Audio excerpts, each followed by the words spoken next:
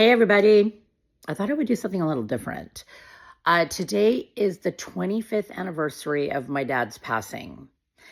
And, the first 23 years, I could not talk about my dad at all. I would cry anytime anybody brought my dad up. But there's a few things that actually changed that. So, first and foremost, today has been 25 years since he passed.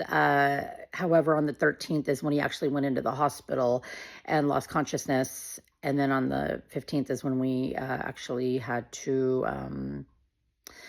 that was our last day with him, basically. So, a lot of my family, I don't want to say celebrate, but maybe have like a drink or a toast to my dad, on the 13th. I find it fitting just to do it on the 15th because that was really the last day that I ever saw my dad. Okay, I don't want to get emotional. I'm actually here to, instead of posting a bunch of photos and stuff like that to commemorate my dad's life, I thought that I would do a video instead. Only seems fitting since I've been doing my YouTube shorts and everything lately. And I thought, well, let me do something different. Okay, my dad. My dad loved a lot of things. He loved children. He loved the outdoors. He was always woodworking and growing a new plant or tree or something like that. My dad just loved life and love. So, not to bring up Charlie Kirk, but when Charlie Kirk died, I cried my eyes out because, not because he reminded me of my dad at all. It just hit me really hard. And I think it's because of his Christian values and the values that I try to follow. And I think that's where it hit me the most. I come from a home where my dad was conservative and my mom was a Democrat. So I always got the both sides. Okay, so don't think it's just one way or the other. We're all individually connected. However, we're all individually, have our own minds and stuff like that. In the last 25 years, I have seen or met 3 people that reminded me of my dad. One of them was a gardener. I think he was a gardener. I know it sounds kind of weird, but my dad was a gardener. And this guy, had a tool in his hand, probably some gardening tool or something.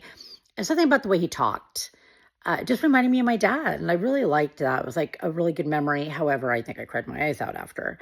And then another person that reminded me of my dad was somebody like out in the distance, actually.